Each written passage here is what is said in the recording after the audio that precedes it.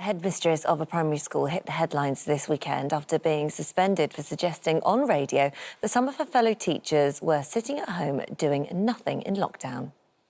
Some teachers have been coming up with the most imaginative, amazing things, communicating with the kids, putting projects on, and other people do sit at home and do nothing. So I'm not going to defend those people, and I think it would be wrong to do so. Is that some of your teachers?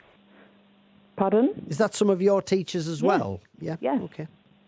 I just think it's time, that we talked about the elephant in the room in some of this. Well, we're joined now by Pauline Wood, who is currently suspended from Grange Park Primary School in Sunderland. Good morning to you. Morning. What prompted you to say that? Because that's quite a bold thing to say. Well, it may be a bold thing to say, but, it's been well received by a lot of people who are in schools. And really, I said it a lot for the good teachers, because in any industry, you get the people who go the extra mile, the people who just do the job, and the people who leave it for somebody else to do. And really, my job as a head teacher is to challenge poor performance or underperformance. At the end of the day, the kids need to have the very best that money can buy, and that's what I want for our children. And I don't want people who don't have the work ethic in front of children as role models. They deserve the best, and it's my job to make sure they get the best. And if the cap fits and you're not pulling your weight and your colleagues are disaffected because they're taking up the slack, I hold my hands up. I say, I'm absolutely passionate about this. And so, as a head teacher, what would you have expected from your teachers during lockdown? Well, to begin with, I think that what people don't realise is that lockdown began at the end of March. I didn't even ask the teachers to come in more than all the staff, 1 day a week to start with, then 2 days a week. And it wasn't until a request to move to 3 days a week for June the 8th, when we were expected to take children back from reception years 1 and 6. We needed the extra capacity, therefore we needed more staff. And that was the time when we don't mind 2 days, but we don't want 3. But I have to say, this is a minority of people. The others were very keen to do it because they realised we've had quite a good deal in our school with very few children. So at what point did you hear about the fact that there were some, to use your word, that were underperforming? Well, they were underperforming in fact that they wouldn't turn up. And if you're paid, we're not on furlough, we're on full wages. And I think it's reasonable to expect people to come in. So when we said we're moving from a 2-day schedule to a 3-day schedule, I was very surprised. And the worst thing was that I didn't know about it until somebody else, without the authority, had actually agreed that the teachers could do 2 days and not 3. Therefore, I was undermined in my role as a head teacher and suspended 2 days later with no notice, no discussion about bringing the school into disrepute, when all I've done was tell the truth. Well, this is the Board of Governors that have done this to you. Well, it's certainly a governor and maybe 1 or 2, but the letter was signed by just 1 governor. And so, I mean, that was what they said, that you brought the school into disrepute. I mean, I guess this is a question, sort of to discuss this in such a public way on a radio station. Was that ever a good idea? Wouldn't it have been better to sit down and discuss this with the Board of Governors, with that governor in particular, to try and reach some sort of resolution? But the thing is, I think when people said I called people out, I haven't identified a single person in this. And I've always said it was a minority of staff. The thing is, because this decision was made and I was told about it afterwards, of course, that got my back up a bit. But I would have been very happy to discuss it with anyone. But they didn't give me the chance, because 2 days later, I get a phone call suspending me. So I haven't, and even now, nearly 2.5 weeks later, no one has asked me to discuss this at all. And what sort of a manager, a head teacher, are you? Because you described some of them as petulant kids, and some of them were looking forward to when the new head starts. You say because you'd resigned in January, but you were working out the term due to finish in August to go on and do other things, which we'll come to in just a moment. But someone said they were looking forward to less of an atmosphere for workaholics.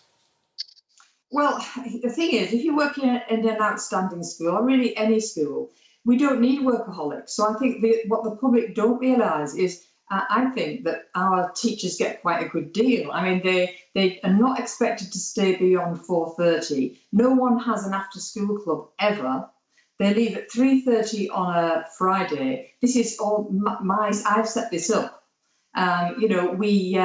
They always have every opportunity to go and see their own children in sports days, plays, induction, no lost time.